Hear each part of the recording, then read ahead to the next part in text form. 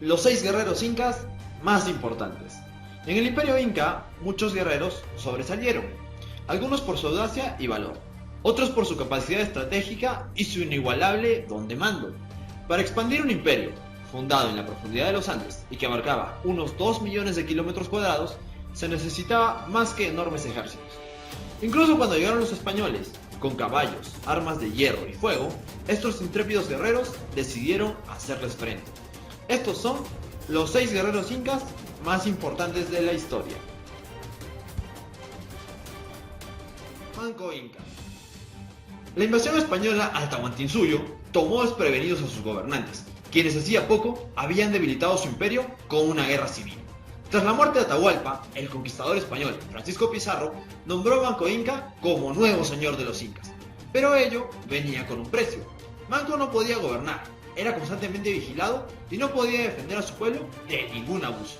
Como el señor de aquella gente, era indignante para él ver a las vírgenes del sol violadas por los conquistadores españoles y no poder hacer nada. Cansado de estar con los brazos cruzados, en 1536, Manco escapó del Cusco y llamó a las armas a los señores incas. Una gran rebelión estalló por todo el imperio. Manco Inca reunió un gran ejército.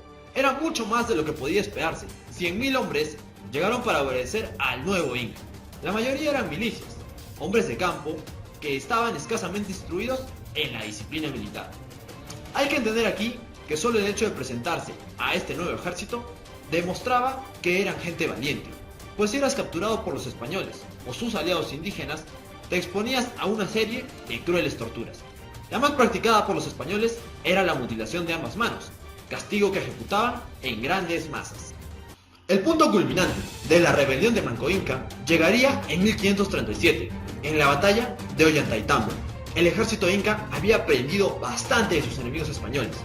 Tras un año de rebelión, Manco Inca había alzado su pueblo, pero no había obtenido triunfos importantes. De todas formas, la voz se había corrido.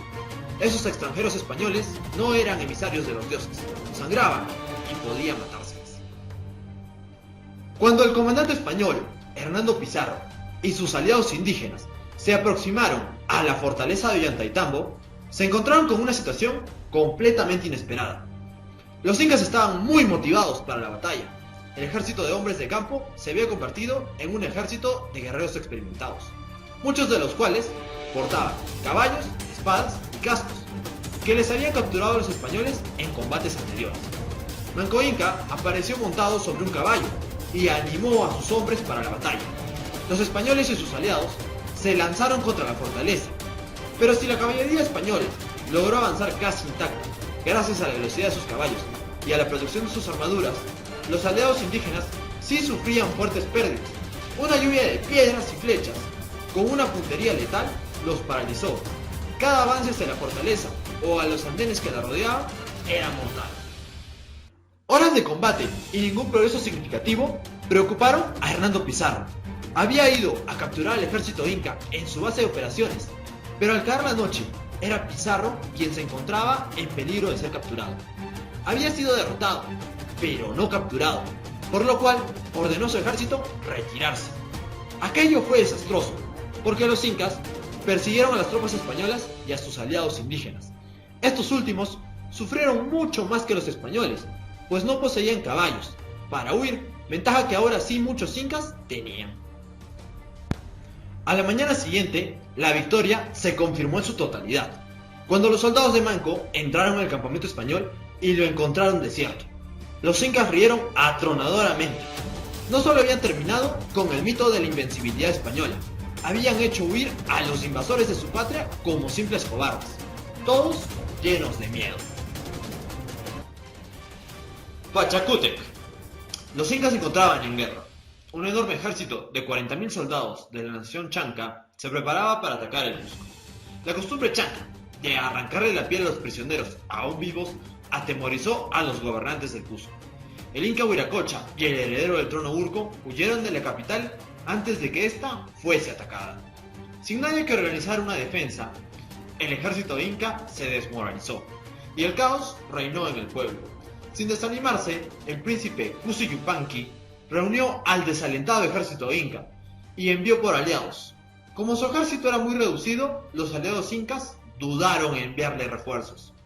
Yupanqui necesitaba aumentar sus 12.000 hombres, o al menos hacer parecer que tenía muchos más de los que realmente habían. Así que los incas construyeron pequeños montículos de piedras y los vistieron como soldados. La treta funcionó, pues a la distancia el ejército inca parecía muy numeroso. Los aliados, con ello, se convencieron y enviaron 20.000 hombres de refuerzo. Los incas esperaron en el Cusco la llegada de sus enemigos. El ejército chanca, confiado en la enorme fuerza que llevaba consigo, llegó días después al Cusco e inmediatamente se lanzó a asaltar sus calles. Pero los incas resistieron. El ejército del príncipe Yupanqui, los aliados inca y además los mismos habitantes del Cusco hicieron que la lucha fuese casa por casa. En aquella ciudad de piedra, guerreros con mazas, hondas y escudos de madera lucharon durante horas, hasta que por fin, agotados por una lucha en calles tan estrechas y habiendo perdido muchos hombres, los chancas se retiraron. La victoria dejó las puertas abiertas para que el príncipe Kusi Yupanqui se convirtiera en el noveno inca, aquel que iniciaría la expansión inca, aquel que sometería a todas las tribus vecinas, aquel que formaría un imperio y cuyo nombre de ahora en adelante sería Pachacútec, el que transforma el mundo. Tupac Yupanqui, un gran guerrero y aún mejor estratega. Tupac Yupanqui aprendió el arte militar de su padre, Pachacútec, pero su ingenio era legendario. Al obtener el trono del Inca, observó el creciente poderío del Imperio Chimú. Casi 400 años de existencia habían vuelto los Chimú un pueblo poderoso y bastante próspero. Tupac Yupanqui decidió someterlos, así que juntando al ejército inca, se dirigió a la capital amurallada de ese imperio, Chan-Chan. 20 kilómetros cuadrados de construcciones en medio del desierto. Parecía que esta misión sería larga y difícil, pero Tupac Yupanqui no estaba de acuerdo, así que le ordenó a sus hombres desviar las aguas del río Mochi.